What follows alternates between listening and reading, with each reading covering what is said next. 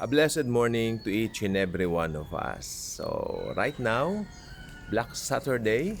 Ewan ko nga ba, pero para sa atin, this is not a Black Saturday. This is a very, very wonderful Saturday. Dahil alam naman natin, every day sa atin, alam natin ang ginawa ni Christ for us. Alam natin na binayaran lahat ng kasalanan natin. At higit sa lahat, alam natin we are once and for all saved.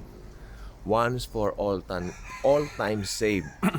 At ang kaligtasan natin ay hindi na mawawala dahil ang may hawak ng kaligtasan natin ay ang God the Son, the Lord Jesus Christ Himself, and God the Father, and God the Holy Spirit. So, nandiyan ang presence ng Holy Trinity sa atin, ng Trinity, no, na sa mga buhay po natin. This morning, I would like to tackle something very important. Okay?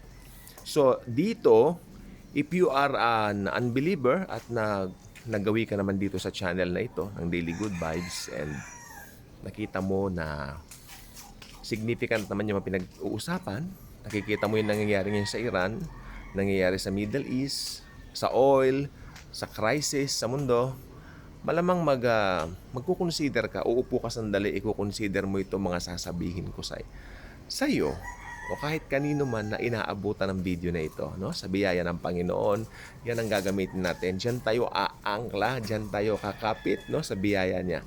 Dahil actually tayo po mismo ang kinakapitan ng kanyang biyaya. Siya ang may hawak sa atin. I mean, magiging conscious lang tayo na sa bawat araw ng buhay natin, alam natin Jesus is always with us. At ikaw na hindi pa nakakaalam ng kung ano man sa mga end times, kay believer ka, kay hindi, no? Tapos wala ka pang masyadong alam sa end times, hindi po aksidente ang pagkakagawin ninyo sa channel na ito dahil may gustong iparating si Jesus sa inyo. Alam po ba ninyo pagkatapos ng rapture, magbabago po ang lahat. Magbabago ang pananaw ng mga taong maiiwan. Sino nga po ba yung mga maiiwan? Ayun, exciting po itong usapan natin. Ito po yung mga tao na itong church age. Ito po yung mga tao na ngayong church age, kakusana. Yung mga walang interest sa Panginoon, yung mga mas gustong gawin yung mga bagay na gusto nilang gawin, no? Ayaw ng gospel, ayaw maniwala sa ginawa ni Kristo. Hindi sila naniniwala na yung ginawa ni Christ sapat na para maligtas sila. Yung iba diyan gusto yung kanilang sariling gawa, ang kanilang gagawin para ma-save, no? Yung iba naman mga tao na maiiwan, ito po yung mga taong walang interest sa Diyos, not at all. Kumbaga mga atheists, sabi nila atheists sila. Kumbaga hindi nila kinikilala ang presensya ng isang malaking kapangyarihan na nagpapaandar at nagpapatakbo ng lahat sa mundo.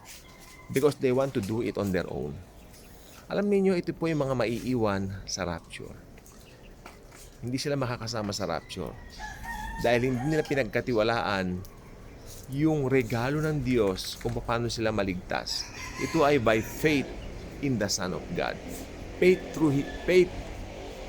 doon sa ginawa niya sa cross. Napakahalaga po nitong ginawa niya sa krus ng Kalbaryo. Namatay siya, binayaran niya ang kasalanan ng buong mundo. Past, present, future. Binayaran niya lahat. Kaya kung hindi mo paniniwalaan yan, yung ginawa niya sa krus na yan, maiiwan ka sa rapture. At kung ngayon church age, hindi ka naniniwala na sapat na si Jesus para maligtas ka, mapapahamak ka sa impyerno. Tahasan ko pong sasabihin yan dito sa vlog natin. Dito po wala pong kasinungalingan. Dito sinasabi ko po yung totoo. Dito walang kompromiso, walang compromise. Kung hindi mo paniniwalaan na sapat na yung ginawa ng Panginoong Hesukristo sa krus ng Kalbaryo, mapapahamak ka sa impyerno kung mamamatay ka ngayon church age. At kung nag-rapture mamaya, halimbawa nag-rapture mamaya at naiwan ka, ito po ang mangyayari sa inyo. Pagkatapos po ng rapture, as I mentioned earlier, magbabago po ang lahat sa mundo. Magkakaroon muna ng great chaos pagkatapos ng rapture. Kung may mga mananampalatayang piloto, magbabagsakan ng mga eroplano. Madidiskaril naman po yung mga train na pinapaandar ng mga mananampalatayang nagpapaandar nito. Especially, Marami magbabanggaan mga sasakyan. Great chaos. Amen po ba? Marami pong mangyayari. Millions will be banished. Millions will be gone.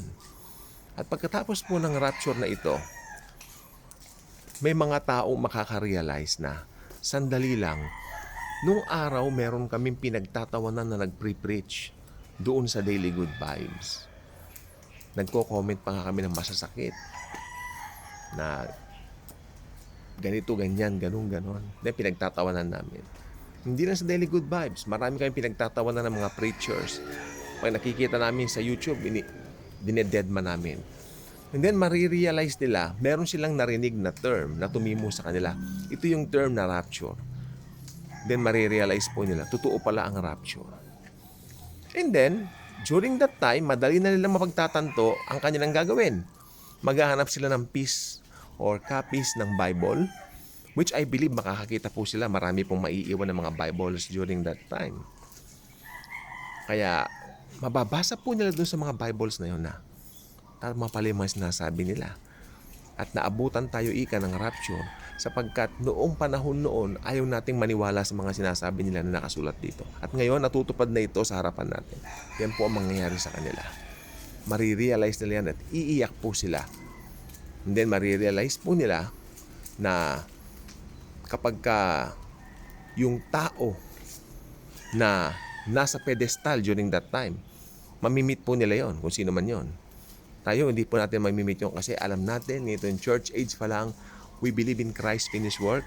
Kaya hindi natin mamimit yung taong yun na magiging nakalagay sa pedestal. Alam natin kung sino yun, the lawless one, the Antichrist. At pag yung Antichrist na yun ay nagpapatupad na ng mga kung ano-ano, madaling mapagtatanto nitong mga taong na left behind na may alam sa Bible. Sasabihin nila, ito na yung sinasabi nilang Antikristo. Kaya ang mga taong yun po na mga na-left behind during that time, magiging tribulation saints po sila. Ito yung kahit na anong pilit na magpatatak sila, hindi sila magpapatatak. Magtatago po sila. Kaya nga po, choosing Christ during the Great Tribulation will be too costly. Yan ang nakalagay po sa ating thumbnail. Totoo po yan. Buhay mo ang kapalit kapag kasi Kristo ang pinili mo during that time.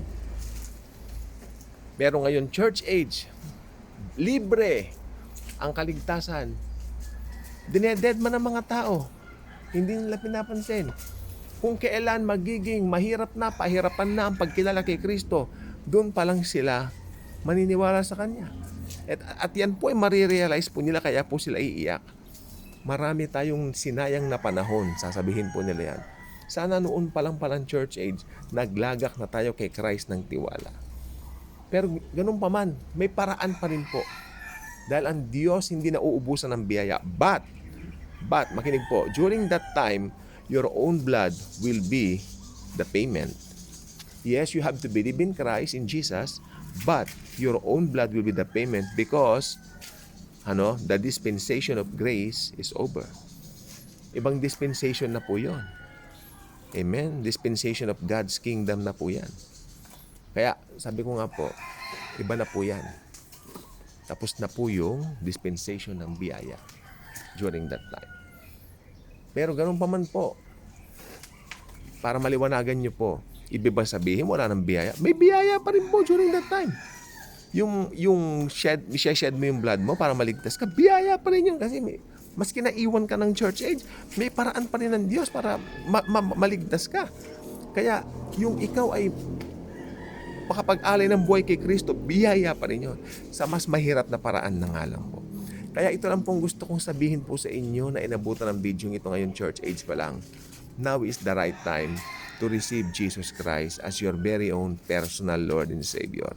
Believe in His finished work. Na yung work lang niya sa cross, sapat na. Sapat na para maligtas ka at ang iyong buong sambayanan at pamilya at mga kaibigan.